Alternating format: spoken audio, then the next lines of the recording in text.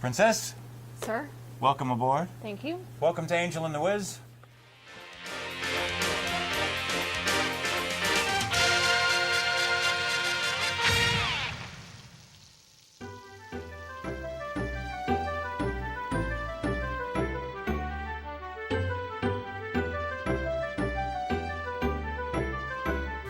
Now, let me share with you. This is really cool. What's really cool? We're starting. I used to do a concert in a place called Playhouse 19 every February. And I went back and I found 6 or 7 songs from the concert. And we're going to run one a week for the next 6 weeks. And the thing that's cool about it, now, 23, we have to be Okay. out at 23 in this show, and 19, I'll tell you why, but I wrote a song when I was very young called The Things That You Are. And you know how you might write a Christmas song, and you might write, different types of songs. Okay, so I wrote this song called The Things That You Are, and it's about, persevering and, and everything, and I thought it was kind of appropriate seeing as what I just went through, life and death-wise, as it were.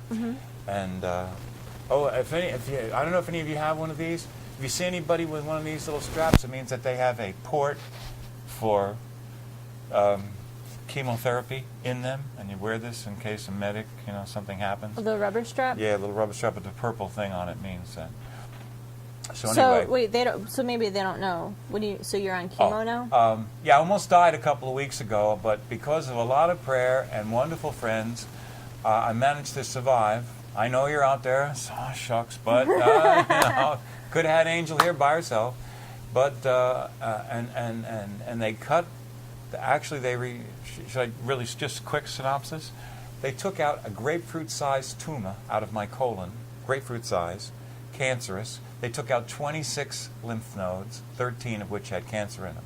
Now this is stage 3 cancer, but it was still early in the process. They feel that they've got it all, but for someone my age, they want me to do chemotherapy for the next 6 months, once a week, to make sure that there's not an extraneous cell there. So I'm going to do that. So for those of you who have done chemo, are you going to lose your hair? I asked them. They said no. I asked a friend of mine whose wife is getting cancer. Getting therapy, chemotherapy, and she hasn't lost her hair. But I know another friend of mine at work lost her hair. So I don't know. But they say that even if you do lose it, because I'm doing a very finite period of time, 6 months, at the end of that 6 months, it will come back. Now, I'm getting more information on Tuesday. I'm going to a chemo training camp, training class. So I'll find out more about it then. So take notes. Oh, and Gene, I just want you to know that we mailed you. Gene O'Brien, I hold up like everything. He watches the show. Right. Okay, well, he changed his address. Gene! So it was sent back to me, so I had to resend it. Gene. So it's going back out there. And next week, Gene, show 44 you want to watch because it has 8th Street on it, but we'll tell you about that next week. This week we have The Things That You Are.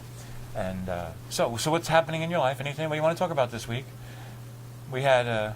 Nothing really important's going on. I was at Target shopping, and they had their, annual clear out the winter crap clearance. Right. So they advertise it that way? No, clearing out the winter crap? But that's how they should. Okay. That's what my nickname is for it. And I spent $200 at Target. Whoa, they must love you. Now 50, 70 of it was. I actually went into Target. I try not to go to Target because I know I have a very bad spending habit at Target, and it's really only at Target. I don't know why. I have difficulties at Target. I just can't. Wow. I have no self-control. I even called my boyfriend and I said, I'm on my way to Target. Can you meet me there? And he's like, I'm eating lunch. And I'm like, what does that got to do with anything? Yeah, I'm like, I need help. Okay. And he's like, you'll be fine. And I called him up afterwards, and I was like, I spent $200. And he's like, on what? I said, I'm not really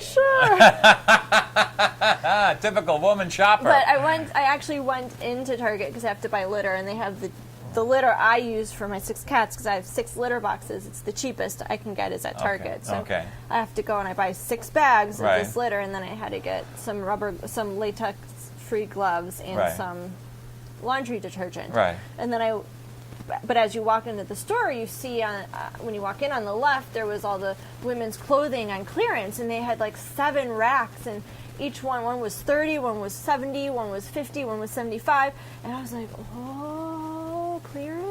Wow. So those are the prices that you would pay, or that's what they were normally 75, and today they were 75% off. Oh, 50% off. So I got lots of clothes, but they were almost all of them were under $10. Oh, that's great. I think $12 was the most I had spent on, and I had gotten 2 of the same thing, and they were originally like $30, and I got them for $12, so I wasn't even complaining too much either. No, that's good. Yeah. So yeah. So $200 clearance clothing. So I would say it's actually more like $120 because about $70 was cat litter and was things that I had gone in to purchase. So I would have been $70. I spent an extra $130. Wow. Well, but that is the American female way, you know. It is. You're helping the economy. Yes. Anything like that is good, I suppose. Well, even the lady she was ringing me up, and she saw one thing came through for $3, and she's like, "Wow." She's like, "Where'd you find this one at?" I was like, "It's on the rack back there." She's like, "My break is in 5 minutes. I'm gonna go look." So. Well, but that's great. You know, I mean, it's good. I got in trouble at work. Why? What'd you do? I didn't do anything. Here's the story. Okay, here we go. I have to be careful and not use names. Okay. So you work at a generic place somewhere. So I had gotten an email that had had a statement in it that I did not understand. Okay. And it was from it's a school related thing. So it was from a district person has sent it specifically to certain people at the school, and then the assistant principal, who was also on this list, forwarded it to all of the math teachers and highlighted this particular sentence. Okay. And it was a data-related subject, but the sentence that was written did not make sense. I didn't know how to interpret it, and the department chair didn't. No one really knew what it meant. Right. And so everyone was asking me, because I'm like the contact for that, and I said, well, I have a meeting next week with the district guy who originally sent out the email. Right. I'll ask him then. Okay. So I asked the district guy, and he clarifies it. And it didn't make sense when he clarified it. So I asked him like 3 or 4 times. I asked questions appropriately. Right. And I was typing everything that he was saying. Right. I finally understand what he says, typed it up, repeated it to him, saying, this is what I heard you say. And he says, yes. Send it out to the math department. As I promised them I would. Right. So the next day, I'm talking to my department chair, and my department chair is like, well, this doesn't make sense, and really frustrated about what I had sent. And I said, I asked the guy, and so I was pulled into another meeting. My department chair goes to the principal. The principal calls and goes to the principal saying, hey, so she sent this out with this information. So the principal calls the district person, complaining to the district person. The district person, realizing now what they said was not correct, tries to tell my principal that I had interpreted it wrong. Oh, not good. So then my principal tells my leader, who I report to, that I had done something wrong. Right. So my leader comes and tells me that I'm in trouble. Right. And I'm like, wow. I feel like I felt very defenseless. Right. And very hurt, you know? Like that. Especially because the guy copped a plea and dumped it on you. Yeah, and that I felt that through this whole process, nobody said, well, let's ask her. Right. Nobody asked my side of the story. Right. Nobody asked. Yeah, that's right. You were down on that rung. Yeah. It didn't matter. And the department chair, who's my friend, didn't even say to me, well, let's go ask the principal. Right. They just went. Right. And I'm like, really? And so I was very hurt. Right. And I felt very defensive. Right. And I have now realized that there was an error in what I had said or what I had written, even though what I had written was verbatim from what the district had said. Right. But, it's a peon against the district. It's, So was there any repercussions, or no? There was just a little, don't do this again. Slap on the wrist and humiliation, and a slap on the wrist from the administration. But then what happens is that the department chair now knows that I said something wrong, and he then says that to the department. So now great. I become less credible. Yes, less credible to them, and that's not the position I'm supposed to have. Yeah, but that's not right. So how do you rectify it? Do you just coast on it for a while? I haven't sent an email to anybody in the department, right, unless they emailed me first with a question. Okay. Or I was told to send an email to them, and because there was a couple of cases where someone from administration said, "I need you to send an email to this teacher about this." And right. I said, okay. Okay. But it's very frustrating, very hurtful. Well, and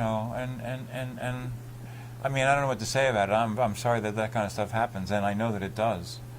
You know what I mean? But it's the politics of the school system, and it was very frustrating. Wow. I should say politics, not as in like Republican, Democrat, right. Because there's those over politics in like the grand scheme of things, but when you come down to the small school districts, right. It's all about just the politicalness of how to communicate. I mean, there's just this small town politics that happen. Right. Nobody's a Republican, so it's very frustrating. I have to be disciplined this week. This week and next week we have to be disciplined, and then it'll be more calm. Okay. Well, I don't know what to say. There's nothing really to say. Are you going to vote there? This is the primary season. Do you vote in primaries? Are you like a registered no. specific person? No. Hey, let's talk about this just for a second. This is just more of an opinion piece than anything else. I'm not getting into Obama or Newt Gingrich or anybody else like that. But what I can't understand is, pick a party, any party, Republican or Democrat, doesn't matter which one. They have a primary for the exclusive reason to find out who the people in their party want to have go on, okay? It's a party vote, okay? The Republican Party is having a Republican primary in which the Republicans decide which one of the Republicans they want to run for president. Then they go through each of the different states and people win. Democrats do exactly the same thing. Okay? How, by what stretch of the imagination, has anybody decided that anybody should be able to vote in those elections? There are some states where, even in South Carolina, Republicans, Democrats, and Independents can all vote in the Republican primary. How can that be right? I don't see how that is right. If I'm a Democrat and I'm voting for Democrats, I don't want Republicans coming in and voting for Democrats. This is my party. I'm supposed to be deciding. Yeah, How can that be? That's weird. I just don't see. I'm assuming, and I can only assume that. Yeah, the courts got involved. No, I'm sorry. Yeah, it had to be that some snooty lawyer, right, caught wind of something, and then we want to vote, and then sued the state or sued the party, and then they realized, and as a violation of freedom to vote or something. But how can they say that? Because it's a Republican primary to choose a Republican candidate. I'm not saying that argument was accurate. Right. I'm just saying that That's probably what happened. That's probably what happened. Is that some any lawyers are out there to make a buck about anything? And and that's true. But I mean, I just find that highly offensive, for either side, because there's no reason for independents and Democrats to vote in the Republican primary, and there's no reason for Republicans and independents to vote in the Democratic primary. These are people that are registered to a specific party. They are choosing somebody to represent them, and I don't see why it's allowed. Yeah, and then I don't get it. I don't understand that. And then the other thing I don't understand is all of the issues about when certain states can have their primaries. Like what? I don't understand. I just remember that back in 2008, when all of states were changing their primaries, like they want to be the first to get them. And I'm like, that's so stupid. And then they were violating party law. So then their votes didn't count anyway. Right. Like, because that's what's happening in Florida. The Republicans in Florida, you're going to vote in a primary? Well, Who cares? Your votes don't count, and you don't get the delegates. You don't get the delegates at your own convention, which is being held in Tampa, Florida. Well, something's wrong with you people. They lost some delegates, not all of them. And they were penalized because they moved the Republicans have rules in their party. And their own party can't follow their own rules. And in their own party, there's supposed to be, Iowa's supposed to go first, and that's how it's always been, okay? And Florida wanted to move their primary up so it would be ahead. Now, why? Who knows? Now, they want to be more relevant? I don't know. To me, it's not. you still got to have 2,000 delegates. It's no 5 wins is going to give you what you need. You still got to go to a lot of states to get the amount of delegates that you need. So to me, it's a tempest in a teapot over nothing. And does the primary really even matter if you have to go to? Yeah, but you still have to go to the convention. Yeah, but see, that's and not somebody else can come into the convention and get all the delegates anyway, regardless of who was. Yeah, but that's not really true. Primary, right? Can't Sarah Palin walk into Can't Sarah Palin walk into the Republican convention, not be on any ticket, not officially run, say at the convention, I want to be president, and get 2,000 delegates and win? The only way that you want to keep in mind. No, well, the reason you have a brokered convention, that's called a brokered convention. Some of them, they broker it in the convention itself, okay? That only happens when the primary process has not awarded the specific amount necessary for someone to take it. When you win delegates in a primary, they're your delegates. Ron Paul has 15, this guy has 10, the other guy's 12, okay, whatever, just whatever the numbers are. And then each time they win a state, they get a proportion of the delegates. Let's say you have to get 1,100 to get the nomination. If you win 1,100 delegates out in the primaries, you won. There's nothing can be changed at the convention. But if this guy has 60% and this guy has 30%, this guy has 50%, none of them have enough. So do you think that there's going to be that kind of convention? Well, based on the hot mess that's going on with the nominees anyway. Well, I can only tell you this. I have to just say that I like Newt Gingrich. If I can't have Sarah Palin, I like Newt Gingrich because he's the smartest guy on the stage. He's a bright guy. All right? But it is possible that they could run through all of these primaries and no single person would have enough. And then, yes, sure, I would love Sarah to show up at the door and say, you know what? Okay, I'll run. You know what I mean? That would make me so happy. I cannot tell you. I am an independent, but I tend to vote more towards the Democrat side because of their policies on education. Right. And that's usually, I'll admit, I voted for Charlie Crist to be senator or something, whatever it was that he was running for a couple years ago. I voted for him, and he was Republican, then turned independent. Right. Anyway, but like... Confused is the word he was. I'm sorry. Anyway, what I'm saying is like, from someone who's not a Republican, and I see the stuff on the news, and I know that you say the news is biased, and yeah, I kind of agree that the news is biased about certain things, but when they report on the stuff about, like, Florida doesn't have any delegates because of they moved their primary, like, when you hear this... You mean, like... when you start to hear factoids. this... when you start to hear these little stupid things come up, and how, like, people in your own party can't follow the party rules... Right.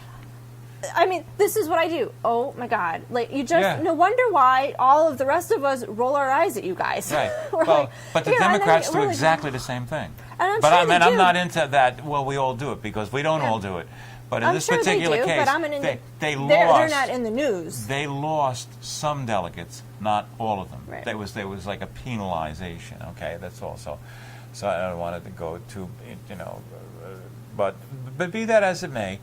I think that only the people that are registered to a party should be able to vote in the primary. I agree with that. I just think that's the only thing that's really, really fair. I actually agree with that. Well, that's because you have a mind of your own. I do. You are not just a Kool-Aid drinking, I'm with the Democrats, I don't care who runs. No, and I think having now done the show with you, since that maybe whoever they come up with I have to say I don't anticipate voting for a Republican, right? Because they're a mess. Like I look even. You're going to vote for Obama? I'd rather have. Vote for Obama? I'm just saying, unless a better candidate comes along, and I'm just. Goofy would be a better candidate. Then if he was on the ballot, maybe I'd vote for him. I'm just telling you. But I'm look at these people, these options that we have on the Republican side. You don't have anybody yet. I didn't. I'll tell you this. When Bush went into office, right? And it was Gore and Bush. Right. No, I take that back. I voted for Gore. Okay. But after when Bush was up for re-election, right. I didn't vote for anybody. I didn't vote that election because I looked at both candidates. Right. I felt neither one. I didn't want Bush to stay another term. Right. But I sure didn't want who the Democrats had put as nominated. John F. I Kerry didn't want him to go in Vietnam. Yeah, I didn't want him to go into the office either. Neither one of them was. I felt worthy of my vote. So I didn't complain a whole lot about Bush because I know I didn't participate in that election. And I think that's a very noble thing to do as a Democrat. So don't you go vote for Obama this year either. No, I mean, just say, how could you vote? How could anybody sane vote for Obama when you look at the things that he has done to this country? Whatever, he hates America. He hates the country. He just killed this pipeline. What kind of, I can't use the word that comes to mind. What kind of person kills the pipeline and then tries to blame it on the Republicans? It was your decision, moron. Okay? Nobody else to blame. And then a while back, he goes down to Disney World in the middle of the day. These people save up all year to go to Disney World, to go to Magic Kingdom. Okay? But Obama decides he wants a picture there to talk about tourism. This is the same guy that said, don't go to Las Vegas and spend your money. But when he wants to talk about tourism, he goes down to Disney World. He takes right smack dab in the middle of the day. They got to close the turnstile so no people can come into the park. The people that are in the park are shuttled off onto the two sides because the only people allowed to be around him are his guests, only the White House guests. So those people that you see come up to him and be all ray, ray, ray, well, they were all pan-picked by the White House. It's all phony. I mean, and to me, that's arrogance. You know what he should have done if he cared about the people that he cares about? He should have come in before the park opened or after the park closed. He shouldn't interrupt that vacation for those people, because you know what that place can be like. I mean, to take that place out, they had to move the parade because the one was going to be there. This is a guy that carries a mirror with him at all times and sees God. That's what we're dealing with. That's the problem. I'm sorry. But, so maybe I'm not going to vote this year either. That's great. That's great. If you can't vote for a Republican, don't vote for anybody. Stay home. We have to go. Here's a song. Thank you. Thank you. But we have to go. And You're welcome to America. Yeah, right. This song is called The Things That You Are, and it's a song about facing the nighttime and coming through it on the other side. Be good. Do something good every day. Right. Volunteer at your local animal shelter. Oh, hello everybody. All right. You guys see this thing on my face? This has been stuck on my face since Wednesday. This has been so much fun, and now we really still get to do the cool part. So, welcome. My name is Laura, and I'm the proud producer of tonight's show. And I want to welcome you to Wizard World. For those of you who are new here, it's not just a place. It's a state of mind. It's a way of life that's based on loving and caring and giving, truly giving to your fellow man. And it's a wonderful place to be. And it says on the wall behind me, you probably can't see it, but give the world your best, and the best will come back to you. And that is the truth, and that's what I've learned from this environment. The best does come back to you. So everybody has their wands, right? Yeah! All right, that looks so cool. It does. Now we encourage you to use them through the show, but I see you spinning them, so you know they get a great reach. Watch out for the people beside you, they're hard plastic. And the people in front of you, and Tina, the people behind you. That's Miss Wizette in the front row, everybody. Yours is off. If you do whack them on something, And they, oh well. Of course, I told you he has a sense of humor. All right, but if you whack them on something, just turn them right back on. They're not broken, they just shut off. My work here is done, so I'm gonna get off the stage and we'll make lots of room for your host tonight. They touched me. Every single song I've ever written was something I lived through. Good luck. If ever in the night you're alone and nothing is right, and the feeling you have is the dead time is night, well, pick up your head and call out your name and turn to the stone and ride out the rain.